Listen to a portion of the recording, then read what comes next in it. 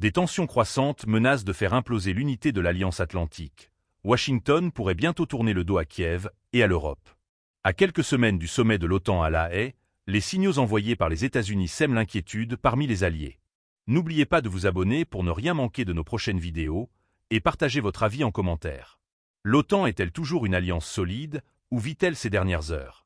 Du 24 au 26 juin, les regards seront braqués sur les Pays-Bas, où les dirigeants de l'OTAN se réuniront dans un climat de défiance grandissante.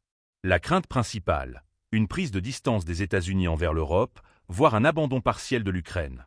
Selon plusieurs sources relayées par des médias européens, Washington envisagerait sérieusement de réduire, voire de retirer, une partie de sa présence militaire sur le sol européen.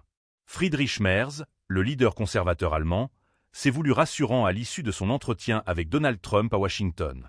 Il affirme ne percevoir aucun doute sur l'engagement américain envers l'OTAN. Pourtant, cette déclaration peine à convaincre. Lors d'une réunion des ministres de la Défense de l'Alliance à Bruxelles, le secrétaire américain à la Défense, Pete Hegseth, a soigneusement évité de répondre à la question brûlante. Les États-Unis pourraient-ils quitter l'OTAN? Sa réponse évasive a été perçue comme un signal d'alarme.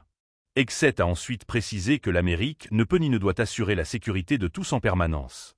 Le message est clair. Le parapluie militaire américain n'est plus inconditionnel. Le Pentagone revoit ses priorités stratégiques avec un net recentrage sur la région Indo-Pacifique. Le responsable américain a d'ailleurs insisté sur la nécessité de renforcer la dissuasion dans cette zone et de mieux protéger la frontière sud des États-Unis, qu'il estime aujourd'hui trop vulnérable.